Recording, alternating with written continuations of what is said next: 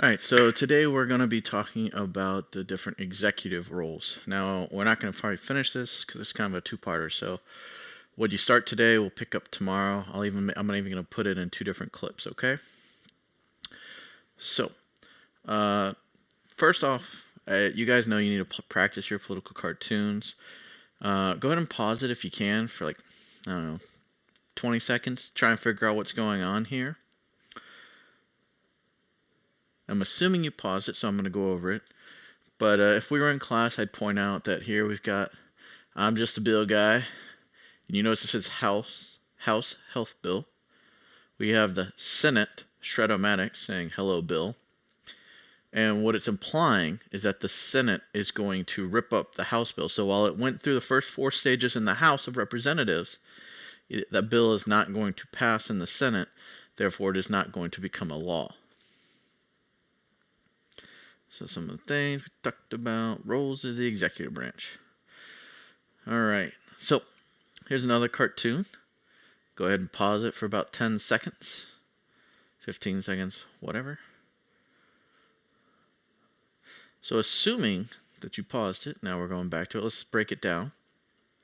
We've got Obama with I can't even say the word, trying to resuscitate his healthcare reform bill. So this guy's having a heart attack, and he's trying to save him. The guy is labeled healthcare reform, or what would become Obamacare, or the Affordable Care Act. And we have speech to Congress. So he's trying to give a speech to Congress and trying to get them to say, hey, vote for this bill. He's trying to save his bill, essentially.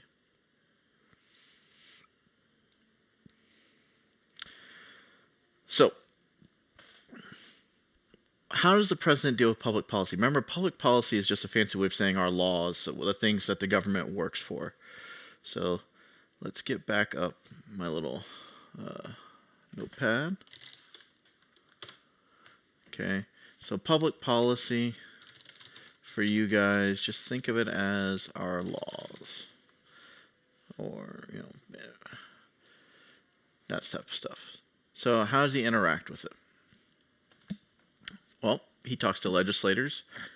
Legislators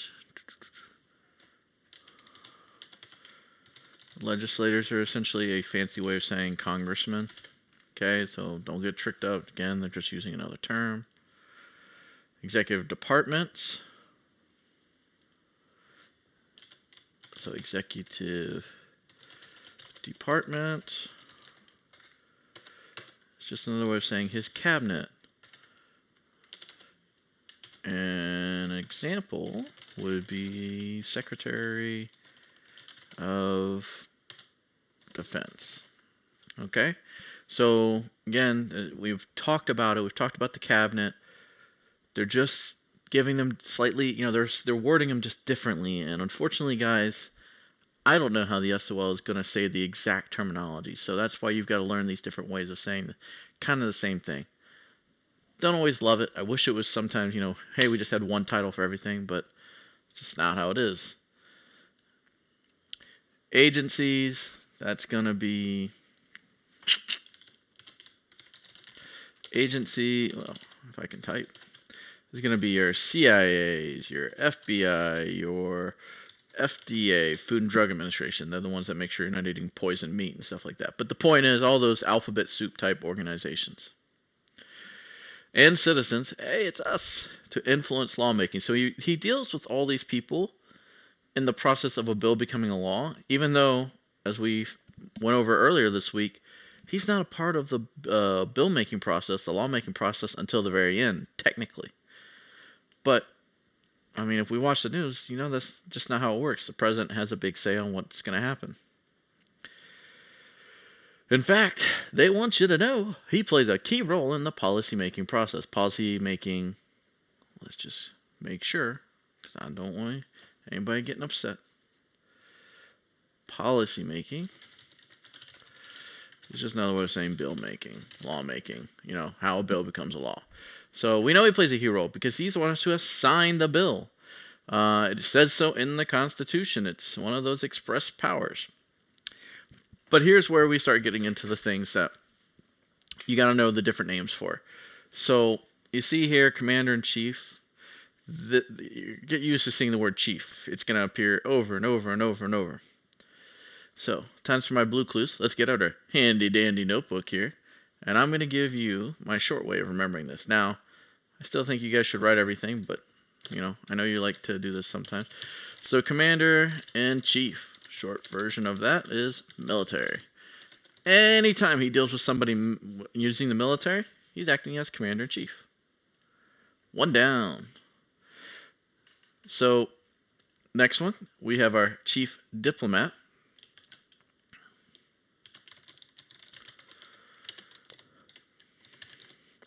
And this is when he deals with another country. Let's see if I can actually get this all on one page. Without the military. So this is when the president makes a treaty or a trade deal, something like that. So essentially, if he decides to launch a missile against China, that would be Commander-in-Chief. But if he makes a trade deal with China, that'd be Chief Diplomat. So you can see some examples, treaties, when he deals with ambassadors. Basically, you see the words foreign policy. It's when you're dealing with another country. That's what that means. The foreign is another country. So, not military, Chief Diplomat. If it's another country with military, Commander-in-Chief. All right, Chief of State. This is the one most... it's kind of like the fun one, I guess I should say. So Chief of State, they might say Head of State in other videos, things like this. It says, and the definition is the one you need to have down there where it says Ceremonial Head of Government. And I give you a couple examples. This is the fun one. If I was in class, this is where I would be saying something like, the president invites the Super Bowl winning to the White House. Does that cure world hunger? Nope, but it looks good, right? The president goes and lights up the Christmas tree. Is that going to make everybody have bigger paychecks? No, but he looks good on TV, right? President stops for a photo op, kissing a baby. Oh, that's going to cure cancer. Nope, but he looks good in the newspaper, right? So Chief of State, my short version of thinking that is this one where does things to make himself look good. Let's do that. So there. So that's the one where it's just like, think of it as, it could be any type of event. I gave you some examples, but it's basically aimed at, I can't say the word. Publicity. There we go. Ugh. All right, Chief Executive. He's in charge of the executive branch. Well, we need that. It's running the government. This is basically Chief Executive running the day-to-day. So, the other way of thinking of this is, remember from when we were doing separation of powers, checks and balances, there was a bullet point that said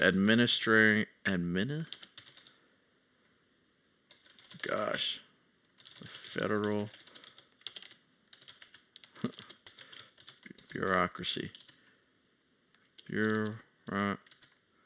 Okay. Well, my spelling is probably horrible, guys, and I apologize for that. I'm trying to do it off the top of my head. That's why I love spell check. I don't teach English. But anyways, administrative bureaucracy, it's making sure that we have people in the right jobs. Everybody's doing their job in the federal government. That things are, the things are being done. That, for instance, some examples like the Smithsonian's are opening on time. That the roads are being built for the new law that they passed about building a new highway somewhere. Just making sure that, the basics of being a president are being done. Chief Legislator. Blah, I really can't talk.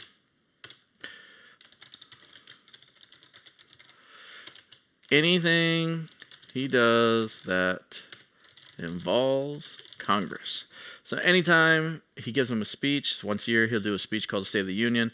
But anytime he's signing a bill, He's dealing with Congress, therefore he's acting as chief legislator. So it's anything he does with the congressional or legislative branch. Chief citizen. Now, there used to be one that says chief, guardian of the economy or something like that, and it made sense. It said something like, his job is to make sure that everybody's having a good economy. Then they added this one, and I'm gonna be honest, guys. I don't understand why this is on there, but we're gonna go with it. So, chief legislature or chief citizen, and essentially what it boils down is he is representative of all the people. Yeah. So basically, this is just doing normal things. Like if I was quizzing you on this one, I would be like, the president played basketball. Something me and you could do. So he's representative of us. Hey, he plays basketball just like me. I don't know why that's a role, guys. I'm sorry. And it says head of party, but we're just going to go with party chief or chief of party. Okay, same thing. Basically, anytime he helps his own political party. And I'm using his, and it could be he or her, okay, just so we're clear. Wow, my mouse really doesn't like me tonight. But I'm just doing it so I can go quickly. So chief of party, he's helping out his political party. He's hosting a fundraising dinner. He's endorsing another candidate or another, like maybe a congressperson who's in the same party. He's saying like, this guy's awesome. He's being chief of party. All right.